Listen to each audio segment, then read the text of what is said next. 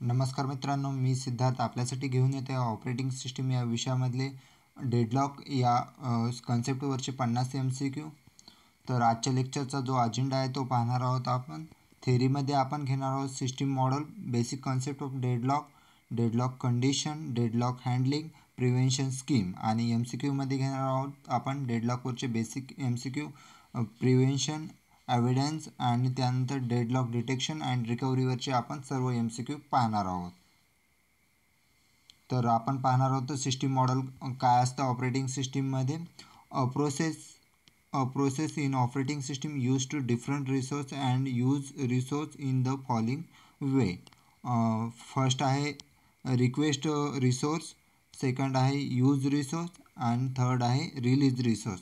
Operating सिस्टीममध्ये एखादा जो रिसोर्स असतो, समजा प्रिंटर असेल तर आपल्याला सर्वप्रथम CPU-कडे रिक्वेस्ट पाठवावी लागते की आम्ही प्रिंटर यूज करू शकतो का. समजा P1 जर प्रोसेस असेल तर ते P1 प्रोसेसला CPU-कडे रिक्वेस्ट पाठवावं लागते. CPU जेव्हा त्या प्रोसेसला ॲग्री करेन, त्या रिक्वेस्टला ॲग्री करेन तेव्हा तो रिसोर्स तो यूज करू शकतो आणि त्यानंतर तो यूज केल्यानंतर त्याला रिलीज करावा लागतो.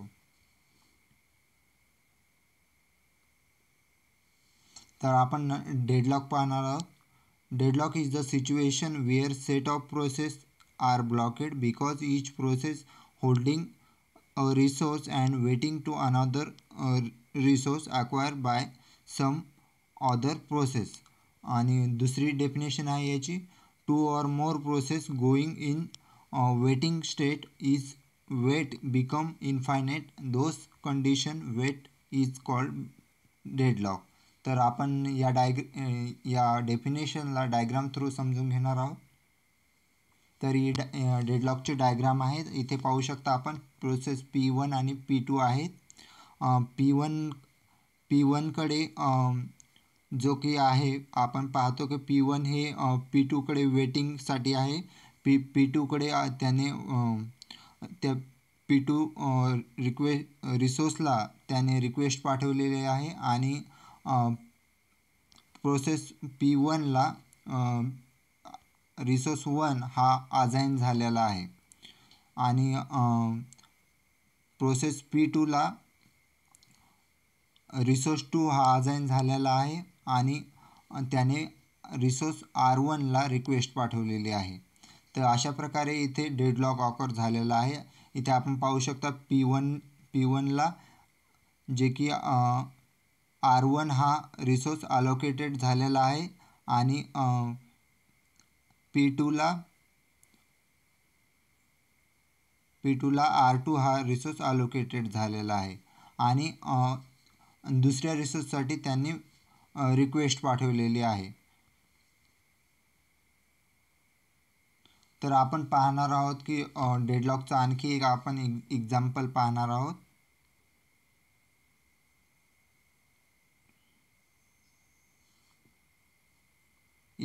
P1 प्रोसेस आहे, P2 प्रोसेस आहे, हा रिसोर्स R1 आहे आणि रिसोर्स R2 आहे.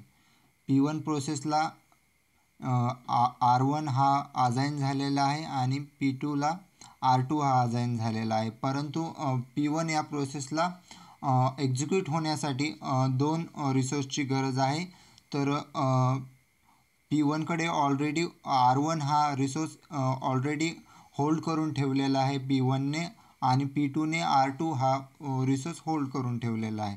तर P1 ही R2कडे रिक्वेस्ट पाठवते आणि P2 ही R1कडे रिक्वेस्ट पाठवते. जर P1 जर प्रोसेस एक्झिक्यूट व्हायची असेल तर हा एवढा ब्लॉक एक्झिक्यूट व्हायला पाहिजे, पण तसं होत नाही आणि डेडलॉक अराईज होतो.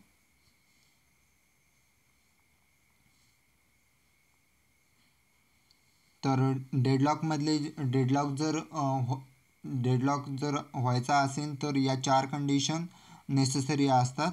Deadlock can arise if following 4 condition hold simultaneously, then deadlock will be arise. तर फर्स्ट आहे mutual exclusion, hold and wait, no preemption आणि थर्ड आहे सर्क्युलर वेट.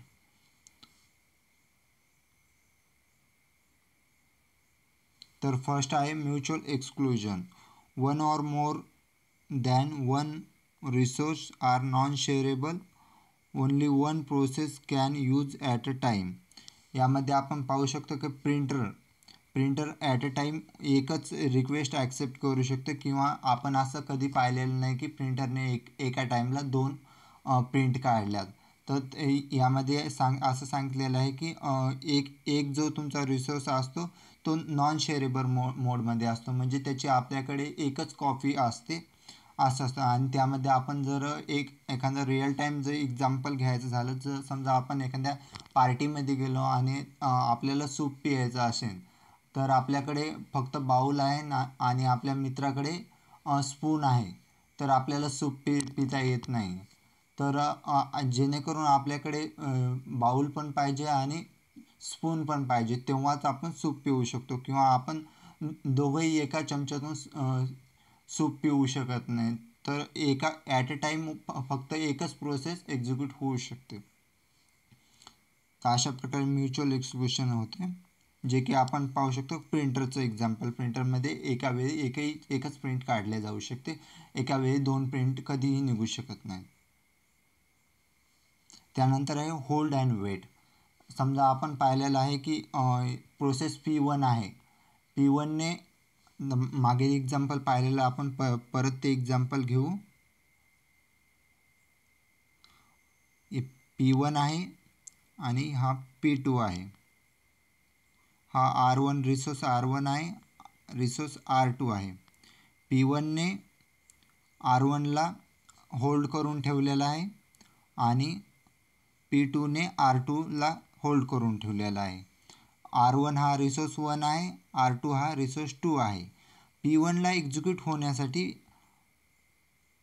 R1 आणि R2ची गरज आहे आणि P2ला एक्झिक्यूट होण्यासाठी R1 आणि R2ची गरज आहे. तर अशा प्रकारे इथे डेडलॉक अराईज झालेला आहे. हा ब्लॉक जर एक्झिक्यूट झाला तर डेडलॉक अराईव्ह होणार नाही, परंतु P1ने R1ला होल्ड करून ठेवलेला आहे, P2ने R2ला होल्ड करून ठेवलेला आहे. त्यामुळे इथं होल्ड अँड वेट म्हणजे एक जो रिसोर्स आहे तो होल्ड करून ठेवायचा आणि दुसऱ्या रिसोर्सला रिक्वेस्ट पाठवायची. तर इथे अशी डेफिनेशन दिलेली आहे. Process is holding at least one resource and waiting for another resource. म्हणजे एक रिसोर्स आपण होल्ड करून ठेवायचा आणि दुसऱ्या रिसोर्ससाठी रिक्वेस्ट पाठवायची. त्यानंतर आहे नो प्रिएम्पशन. प्रिएम्पशन या शब्दाचा अर्थ असा होतो की बळजबरी आपण कोणते प्रोसेसकडून रिसोर्स हिसकावून घेऊ शकत नाही. तर इथे डेफिनेशन दिलेली आहे. Resource can not be taken from the process unless the process release the resource. म्हणजे जोपर्यंत प्रोसेस रिसोर्स रिलीज करत नाही तोपर्यंत आपण तिच्याकडून तो रिसोर्स हिसकावून घेऊ शकत नाही.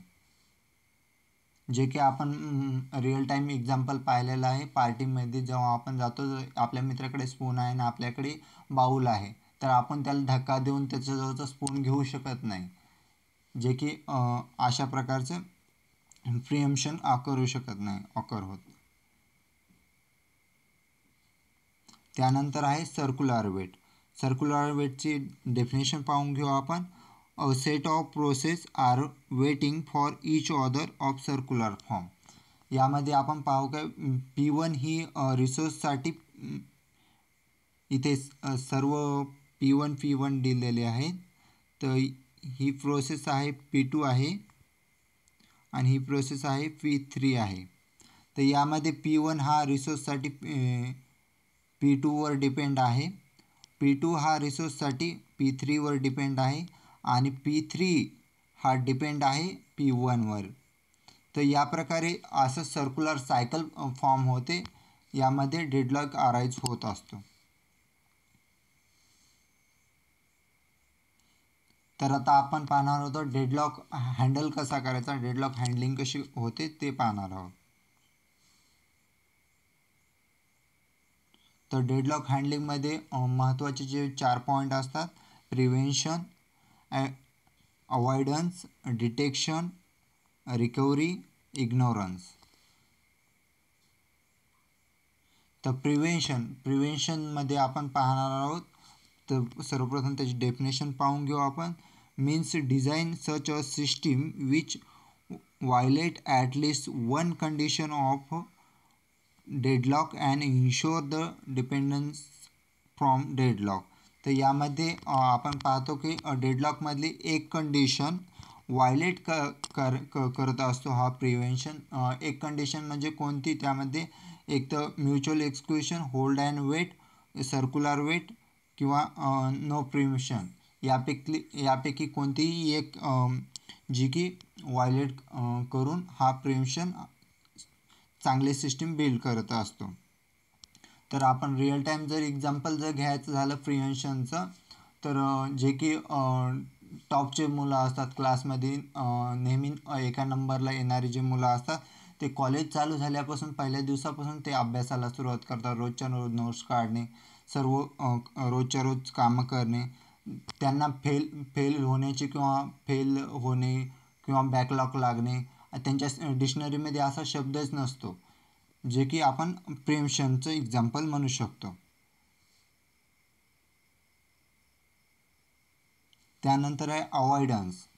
तर अवॉइडन्स जर आपण रिअल लाईफ एक्झाम्पल पाहायला गेलो तर यामध्ये अशा प्रकारचे विद्यार्थी असतात जे की अवॉइड करायला पाहतात.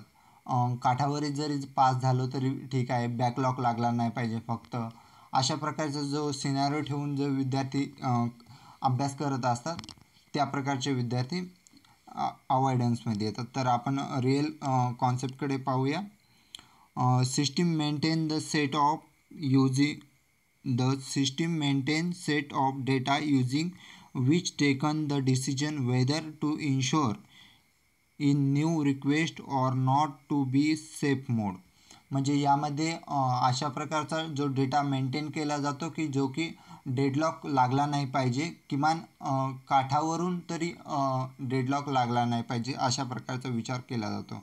जे की आपण रिअल लाईफ एक्झाम्पलमध्ये पाहतो की जे की बॅकलॉग लागला नाही पाहिजे त्यासाठी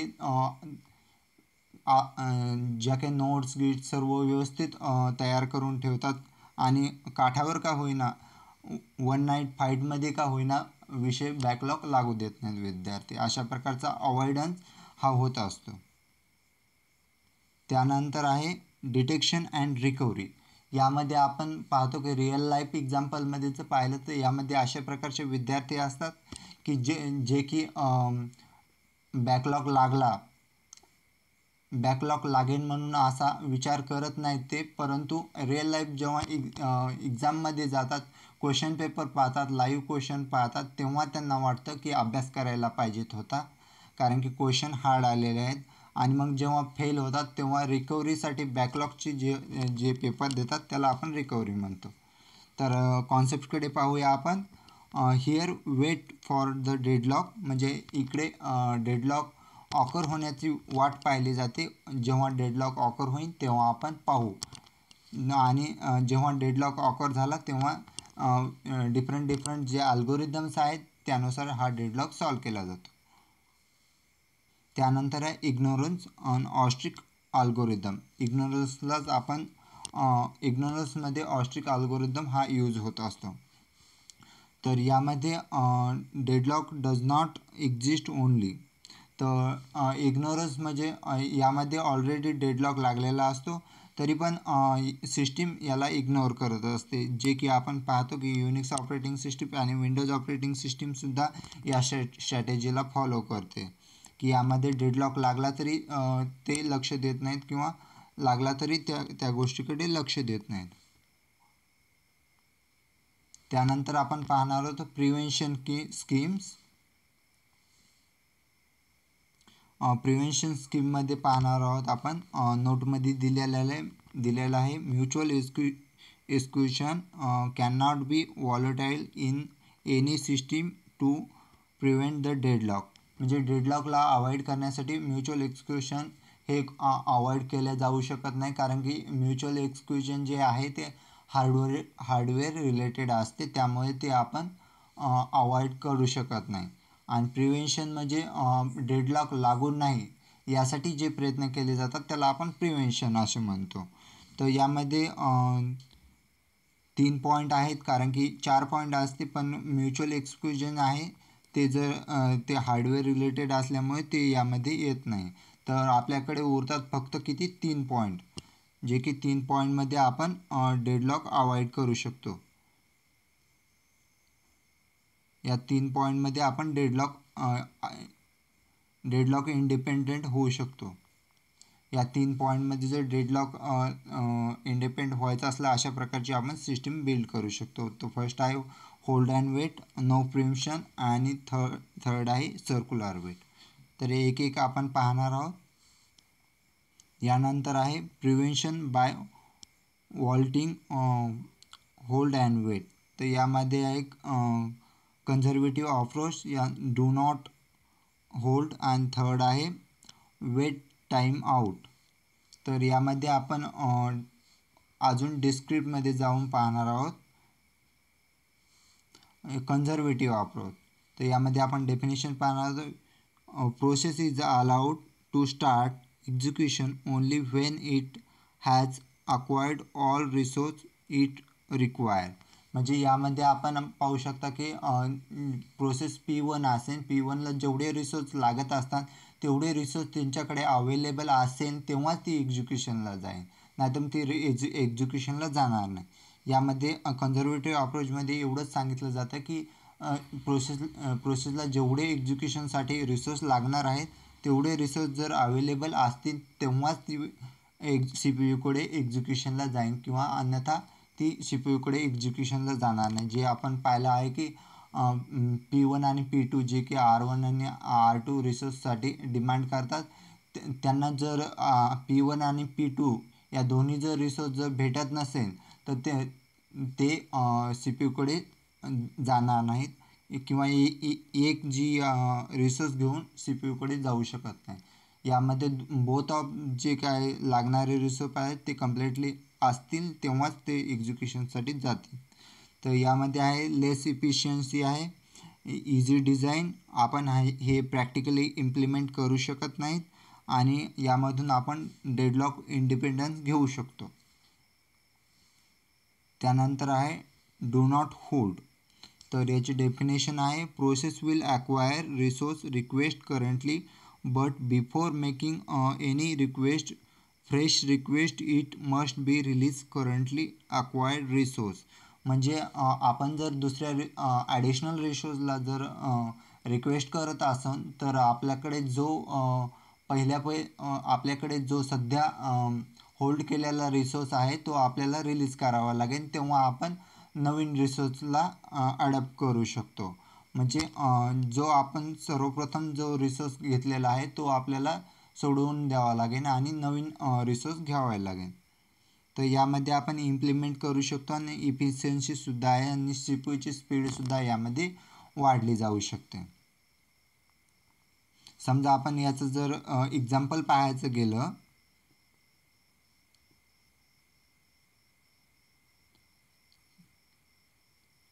P1 आहे, P2 आहे, R1 आहे, R2 आहे. तर यामध्ये समजा याने हा अलोकेट केलेला आहे आणि P2ने R2 अलोकेट केलेला आहे. तर समजा P1ला जर R2 पाहिजे असेल तर इथं एका प्रोसेसला कोणत्या पण जो की रिसोर्स आहे तो सोडून द्यावे लागेल. समजा R2ची जर प्रायोरिटी कमी असेल तर ती रिसोर्स सोडून दे, जर प्रायोरिटी बेसवर असेल तर हा एक्झिक्युशनला जाईल.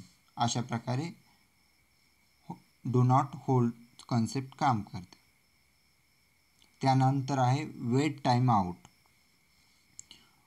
Weight for max time bound, holding resource and waiting for more, but wait only for time out bound, otherwise release current hold process held process 2.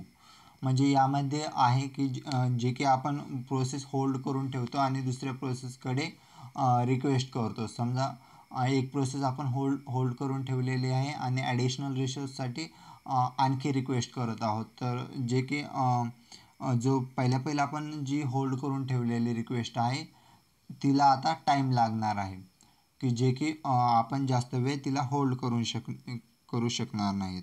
तर त्याला समजा 5 मिलीसेकंडचा टाईम लागलेला असेल, त्यानंतर आपल्याला ती रिसोर्स आपल्याला रिलीज करावी लागणार आहे. म्हणजे रिसोर्सला यावर टाईम लिमिट लागलेली असते यावर कन्झर्वेटिव्ह या अप्रोचमध्ये. तर त्यानंतर सेकंड आहे प्रिव्हेन्शन बाय वॉल्टिंग प्रिम्पशनमध्ये फर्स्ट आहे फोर्सफुल प्रिम्पशनमध्ये जे हाय प्रायोरिटीच्या ज्या प्रोसेस असतात त्या लो प्रायोरिटीच्या प्रोसेसकडून एक्झिक्युशनसाठी डिमांड करू शकतात किंवा त्यांच्या अगोदर रिसोर्स घेऊ शकतात, की जे की जे 4 पॉईंट आपण पाहिलेले त्यामधल्या एका पॉईंटचं नो प्रिम्पशनचं उल्लंघन होऊ शकतं. आणि त्याचे जे काही रूल आहेत ते खालीलप्रमाणे आहेत. सिस्टीम प्रोसेस ऑलवेज प्रिम्प्ट, म्हणजे जे सिस्टीम प्रोसेस आहेत, सिस्टीमच्या इनबिल्ट ज्या प्रोसेस असतात त्या ऑलवेज स्ट्रॉंग असतात आणि त्या कोणत्याही प्रोसेसला प्रिम्प्ट करू शकतात. त्यानंतर आहेत high priority process can be allowed to the preempt. ज्या हाय प्रायोरिटीच्या प्रोसेस असतात त्या लो प्रायोरिटीच्या प्रोसेसला प्रिम्प्ट करू शकतात आणि त्यांच्याकडले रिसोर्स हिसकावून घेऊ शकतात. त्यानंतर आहे process in waiting state must be prompt or should be victim. म्हणजे जी प्रोसेस रनिंग स्टेटमध्ये आहे तिच्याकडला आपण रिसोर्स हिसकावून घेऊ शकत नाही.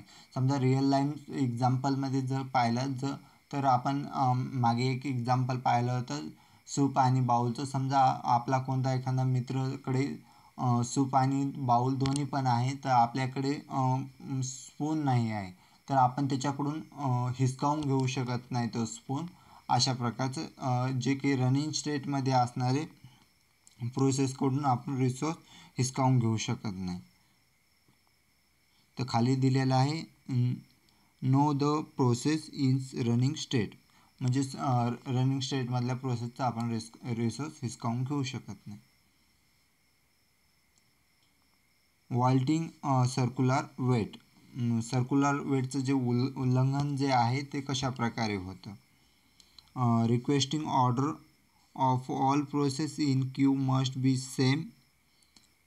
त्यानंतर आहे do the numbering resource all of the natural number. आणि त्यानंतर आहे अलो the process acquiring the resource either increasing or decreasing order.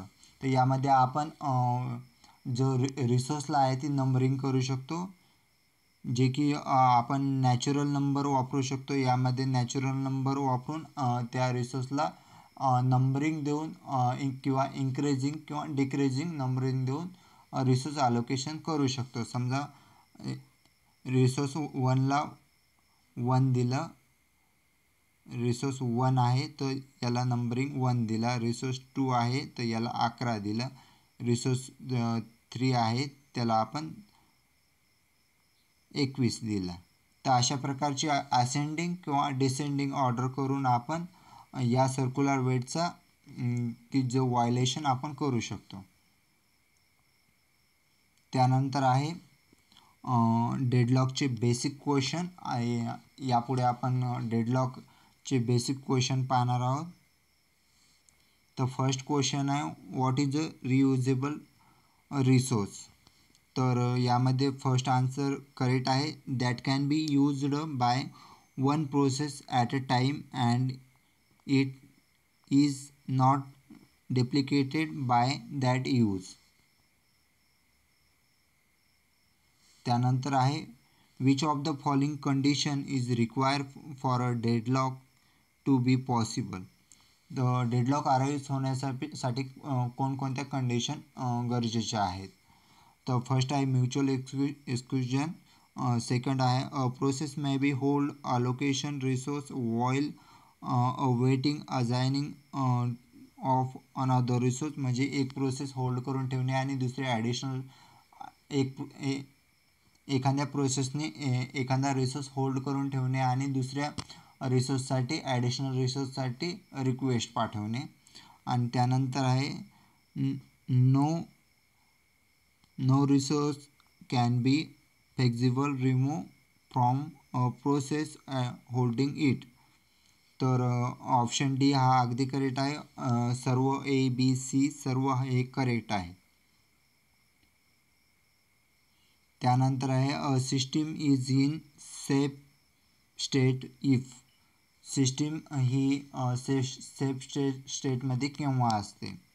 तर ऑप्शन ए आहे there is exist at a safe sequence. Option B आहे all of the mentioned. Option C आहे not of the mentioned. आणि option D आहे the system can be allocated resource to each process in some order and still avoid deadlock. तर option D हा अगदी correct आहे. यामध्ये आपण system safe ठेवू शकतो. त्यानंतर आहे the circular wait condition can be prevented by. First आहे यूजिंग थ्रेड. सेकंड आहे यूजिंग पाईप्स. थर्ड आहे नन ऑफ द मेन्शन. आणि फोर्थ आहे defining the linear order of resource type. त्यामध्ये आपण पाहिलं होतं की नॅचरल नंबर जे आहेत त्यामध्ये आपण लिनियर ऑर्डर लावत असतो, जे की प्रिव्हेन्शनचं उल्लंघन किंवा व्हायोलेशन होत असतं त्यामध्ये. तर त्यानंतर आहे which of the following is deadlock avoidance algorithm. तर त्यामध्ये आपल्याला माहिती आहे की बँकर अल्गोरिदम हा डेडलॉक अवॉइडन्स अल्गोरिदम आहे. डेडलॉक अवॉइड करण्यासाठी वापरला जातो बँकर्स अल्गोरिदम, जे की deadlock solve, deadlock detection, deadlock रिकव्हरीसाठी हा अल्गोरिदम वापरला जातो.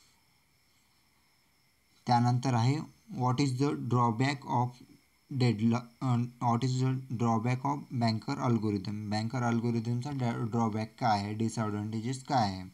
तर ऑप्शन ए आहे in advance process rarely know how much resource they will need. Option B आहे the number of process change as time process. Option C आहे resource one available can disappear. Option D आहे all of the mention. तर यामध्ये D हा option correct आहे. सर्व option correct आहे. त्यानंतर आहे for an effective operating system when to check for deadlock. Effective operating सिस्टीमसाठी केव्हा डेडलॉक चेक करायला पाहिजे. तर ऑप्शन आहे every time resource request is made.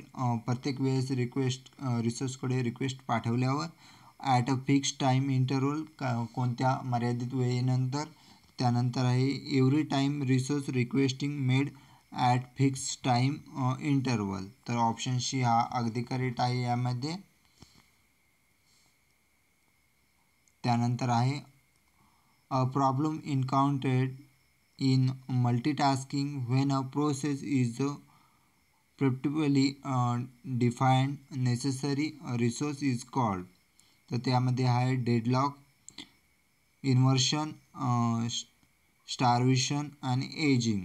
तर यामध्ये स्टार्वेशन हे अगदी करेक्ट आन्सर आहे की जे की हायेस्ट प्रायोरिटीवाल्या ज्या प्रोसेस असतात त्या सर्वप्रथम सी पी यूकडे एक्झिक्युशनसाठी जातात, जे की आपण सी पी यू शेड्युलिंगमध्ये सुद्धा पाहिलेलं आहे. त्यानंतर आहे which one of the following is visual mathematical way to determine deadlock occurrence. Deadlock occurrence जो आहे तो व्हिज्युअल फॉर्ममध्ये मेंटेन करण्याचं जे कोणत्या ग्राफमध्ये केले जातं. तर starvation graph, inversion graph, resource allocation graph, none of the. तर यामध्ये रिसोर्स अलोकेशन जो ग्राफ आहे त्यामध्ये हे मेंटेन केलं जातं. त्यानंतर आहे टू अवॉइड डेडलॉक. तर फर्स्ट आहे there must be fix number of resource to allocated. Number B आहे all deadlock process must be aborted. त्यानंतर आहे ऑप्शन सी आहे there must be a fix number of resource to be allocated. तर option C हा correct आहे. त्यानंतर आहे a deadlock situation can arise if which of the following condition simultaneously in system. तर यामध्ये आपण पाहिलेलं आहे mutual exclusion, hold and wait and no preemption या सर्व. आणि अजून एक आहे जे की यामध्ये यूज होते. तर यामध्ये ऑप्शन डी हा अगदी करेक्ट होणार आहे. तर पुढचा प्रश्न आहे at least one resource must be held in non-shareable mode, that is the only one process at a time can use to resource. If another process requesting a resource, the requesting process must be delayed in until the resource has been released. uh, this condition for deadlock refer to as. तर जे की पाहिलेलं आपण mutual एक्सक्लुजनमध्ये आपण अशा प्रकारची condition arise होते. त्यानंतर आहे a process must be holding at least one resource and waiting to the acquiring the additional resource that are the currently being the held by the another process, and this condition deadlock refer to. यामध्ये एक resource हा प्रोसेसनी hold करून ठेवलेला आहे आणि दुसऱ्या additional रिसोर्ससाठी request केलेली आहे. ज्या रिसोर्ससाठी प्रोसेसने रिक्वेस्ट केलेली आहे तो रिसोर्स दुसऱ्या प्रोसेसने होल्ड करून ठेवलेला आहे. या सर्व प्रोसेसला आपण होल्ड आणि वेट असं म्हणतो. त्यानंतर आहे resource can not be preempted. This is resource can be released only voluntarily by the process holding it after that process has completed its task. This condition for deadlock refer to. यामध्ये समजा एखाद्या प्रोसेसकडून आपण कोणताही resource हिसकावून घेऊ शकत नाही, तर हे आपण पाहतो की नो प्रिएम्पशनमध्ये येते. त्यानंतर आहे a set P1, P0, P1 आणि Pn of waiting process must be exist such that P0 is waiting for a resource held by P1, P2, P1 is waiting for resource by P2, Pn-1 is waiting for resource held by Pn, and Pn is waiting for resource held by P0, and this condition for deadlock is refer as. तर यामध्ये आपण पाहणार आहोत की 3 process आहेत P1, P2 आणि P3. P1, P2 आणि P2 आणि P0 आहे फर्स्ट. त्यानंतर P1 आहे, त्यानंतर P2 आहे.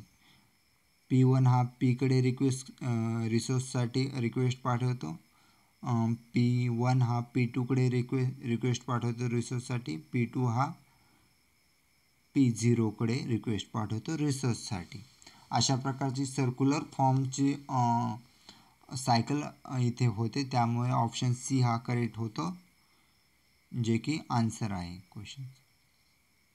त्यानंतर आहे deadlock can B describe more precisely in term of directed graph is called. तर त्यामध्ये आहे RAG, जे की आपण रिसोर्स अलोकेशन ग्राफ. यामध्ये आपण इनडेप्थमध्ये आपण डेडलॉकचे डिस्क्रिप्शन पाहू शकतो.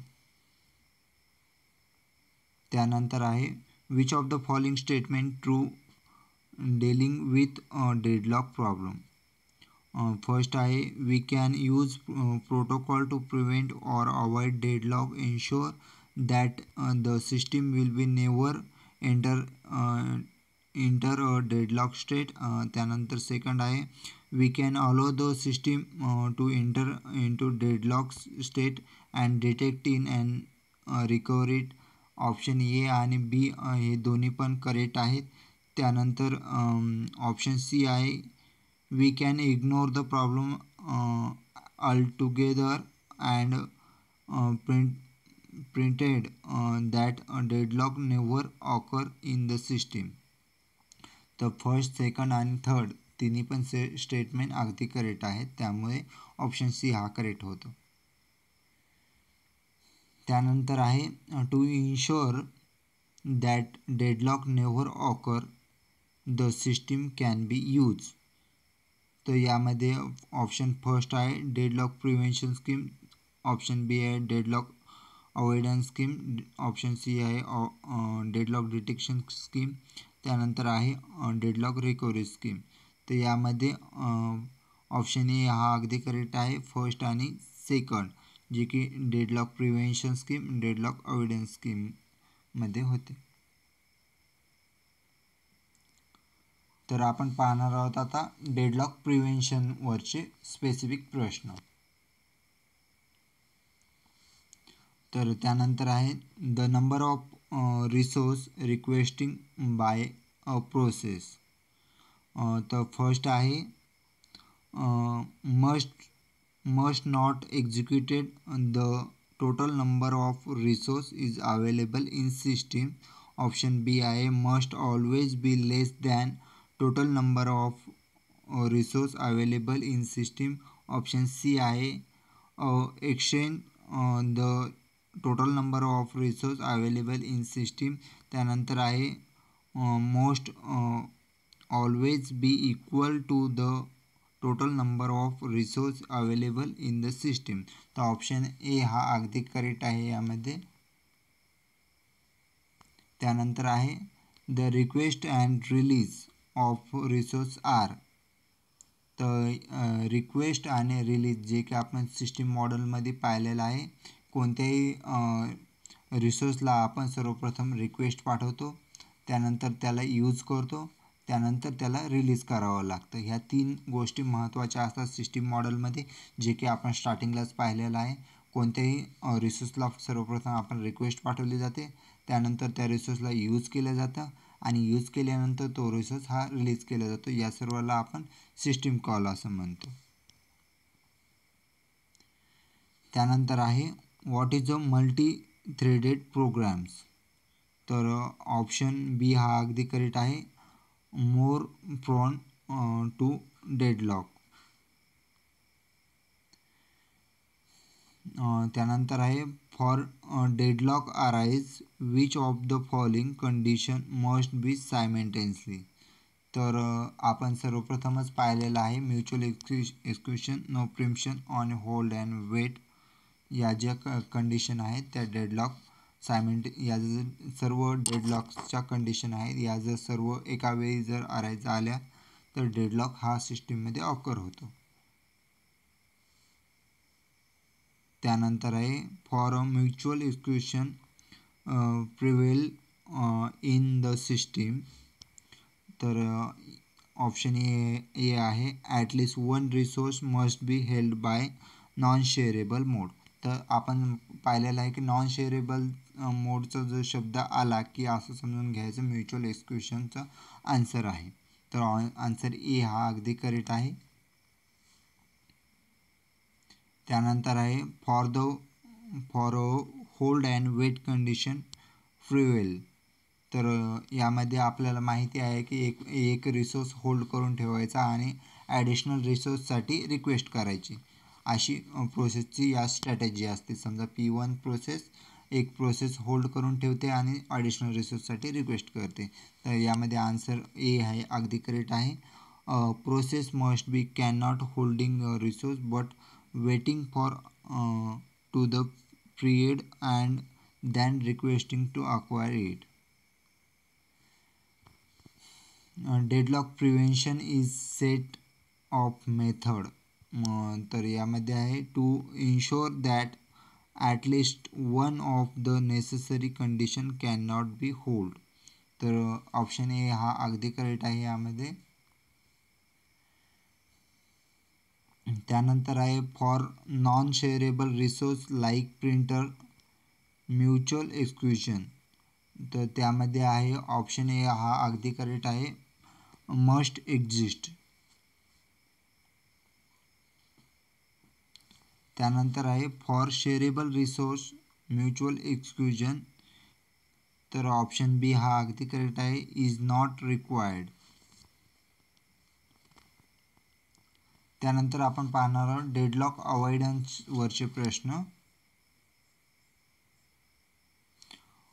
each request require that the system consider the dash dash to decide whether the current request can be satisfied or must wait to avoid a future possible deadlock.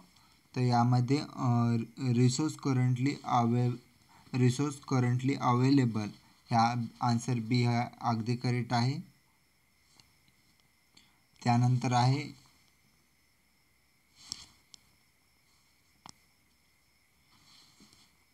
Given Periyar information for about for dash dash number of resource of each type that may be requesting for each process. It is possible to construct an algorithm that ensure that the system will be never enter into deadlock.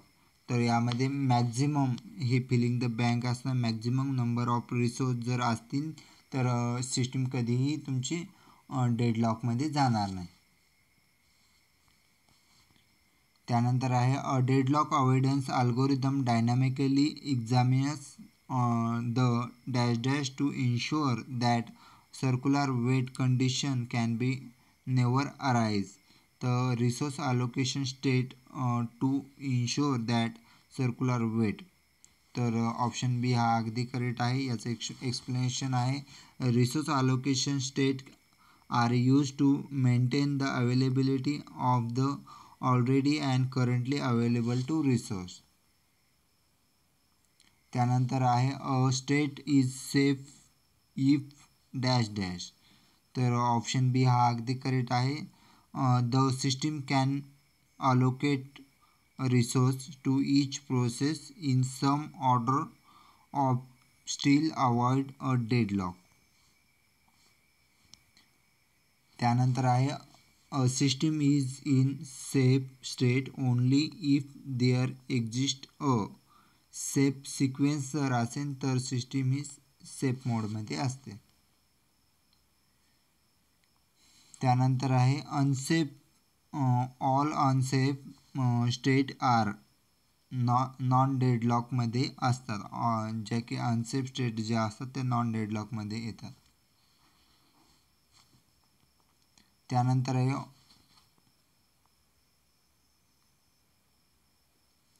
if no cycle exists in a resource allocation graph, then the system will be in safe state. जर cycle जर arrive होत नसेल, जसं की आपण पाहतो की P1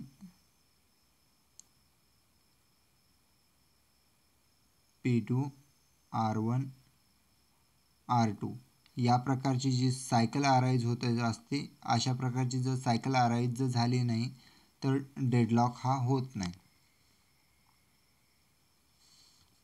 त्यानंतर आहे the resource allocation graph is not applicable to resource allocation system. तर ऑप्शन बी यामध्ये करेक्ट आहे, with multiple instance of each resource type. त्यानंतर आहे the banker algorithm is dash dash than the resource allocation graph algorithm. तर option B correct आहे, less efficient असतो. त्यानंतर आहे the data structure available in bankers algorithm are. तर यामध्ये option B correct आहे, नीड. त्यानंतर आहे the content of matrix is need to maximum allocation, हे आन्सर करेक्ट आहे बी. मॅक्झिमम अलोकेशन हे मॅट्रिक्समध्ये असते. तर आता नेक्स्ट प्रश्न पाहणार आहोत आपण डेडलॉक डिटेक्शनवरचे. The wait for graph is a deadlock detection algorithm that applicable when. तर ऑप्शन बी हा करेक्ट आहे. ऑल रिसोर्स वेन सिंगल इन्स्टन्समध्ये असतात तेव्हा ॲप्लिकेबल असतं. त्यानंतर आहे edges from process PI to PJ in wait for graph indicate that the PI is waiting for PJ to release a resource that PI need. म्हणजे PIला जो resource लागतो तो रिसोर्स PJ जेव्हा रिलीज करेन तेव्हा PI ही एक्झिक्यूट होईल CPU कडून. त्यानंतर आहे if the wait for graph contain a cycle then deadlock exist. तो ऑप्शन बी हा करेक्ट आहे. then the deadlock exist. त्यानंतर आहे if deadlock occur frequently the detection algorithm must be involved. तर ऑप्शन बी हा करेक्ट आहे. Frequently. त्यानंतर आहे what is the disadvantages of invoking the detection algorithm for every request. तर यामध्ये ऑप्शन बी हा करेक्ट आहे. Considerable overhead in computation time.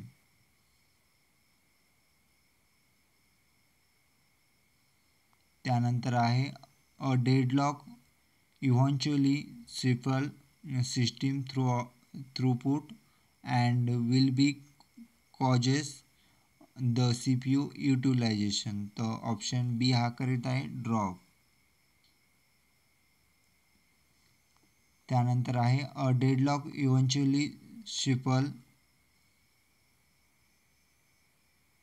त्यानंतर आहे every time request for allocation can not be granted immediately. प्रत्येक वेळेस हा रिक्वेस्ट पाठवल्यावर वेळेच्या आत रिक्वेस्ट ही CPU कडे ग्रँटेड होत नाही. The detection algorithm invoke this will be help to identify. तर याचा आन्सर 2 हे अगदी करेक्ट आहे. त्यानंतर आहे a computer system 6 tape driver. हा न्यूमेरिकल टाईपचा क्वेश्चन आहे. यामध्ये आपण पाहणार आहोत computer system has 6 tape drive. 6 tape drive आहेत with number of process n आहे.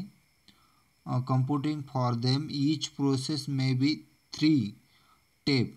प्रत्येक प्रोसेसला 3 टेप पाहिजे आहेत. The maximum value of n which the system is generated graduated to be deadlock free is. Deadlock free असण्यासाठी आपल्याला प्रोसेसची संख्या काढायची आहे. तर यामध्ये आपल्याला मॅक्झिमम टाईम 3 दिलेला आहे. तर आपण सांगू शकतो की 2 प्रोसेस जर ठेवल्या तर याला जर 2ने भाग दिला तर 3/3 येतं. तर 3 हा प्रोसेस येऊ शकतात. म्हणजे 3 टेप हे रिसोर्स अलोकेशनसाठी एका प्रोसेसला मिळू शकतात. त्यानंतर आपण पाहणार आहोत डेडलॉक रिकव्हरीवरचे प्रश्न. त्यानंतर आहे a deadlock can be broken by. तर ऑप्शन बी हा अगदी करेक्ट आहे. Abort 1 or more process can break to circular wait. Circular वेटमधले एक किंवा अनेक प्रोसेसला जेव्हा ब्रेक होतो तेव्हा डेडलॉक हा ब्रोकन होऊ शकतो किंवा डेडलॉक हा अवॉइड होऊ शकतो.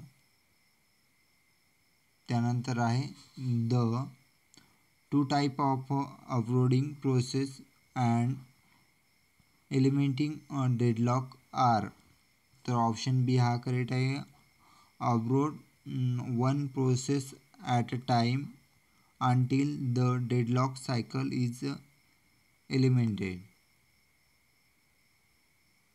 तर नेक्स्ट आहे those process should be abroad on the occurrence of deadlock, the termination of which. तर ऑप्शन बी हा करेक्ट आहे. इन्शोर मिनिमम कॉस्ट. त्यानंतर आहे the process to abroad is chosen on the basis of the following factor. तर यामध्ये आहे priority of process, त्यानंतर आहे प्रोसेस इंटरव्हेशन और बॅच, त्यानंतर आहे how long the process has been computed. तर ऑप्शन डी हा करेक्ट आहे. All of the mention. त्यानंतर आहे cost factor for the process termination include. तर ऑप्शन सी हा करेक्ट आहे. Amount of time deadlock process has those for consumptive during its execution.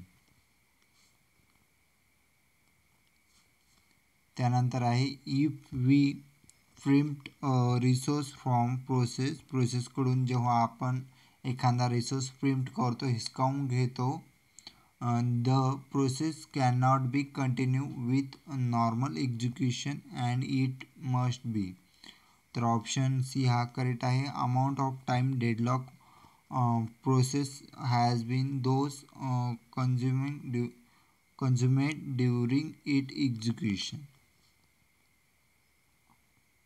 त्यानंतर आहे if we preempt a resource from process the process can not be continue with the normal execution.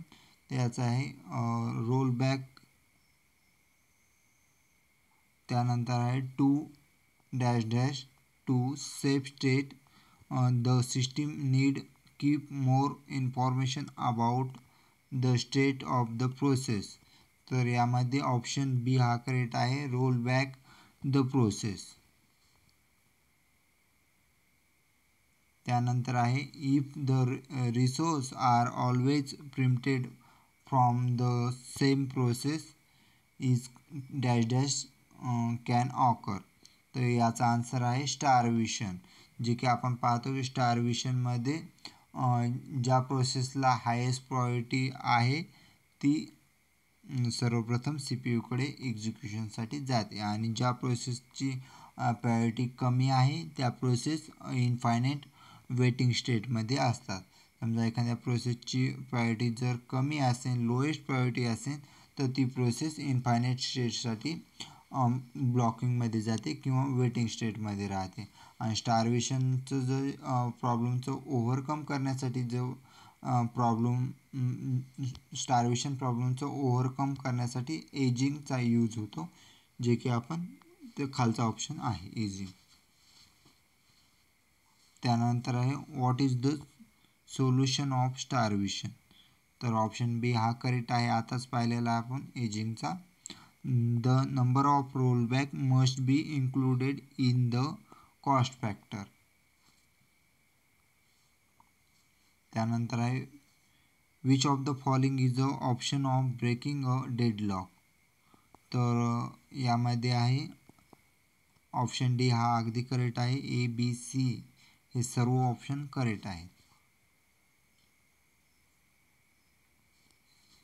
त्यानंतर आहे if preemption is required to deal with a deadlock which of the following issue need to be addressed. तर option A आहे selecting victim, option B आहे roll back, option C आहे स्टारव्हेशन, तर option D आहे all of the mention. तर यामध्ये all of the mention हे answer correct आहे. धन्यवाद विद्यार्थी मित्रांनो. व्हिडिओ जर तुम्हाला आवडला असेल लाईक शेअर सबस्क्राईब करायला विसरू नका. आणि तुम्हाला या PPT हवी असेल तर डिस्क्रिप्शन बॉक्समध्ये लिंक दिलेली आहे, त्यावर क्लिक करून आपण PPT डाउनलोड करू शकता. धन्यवाद. थँक्यू.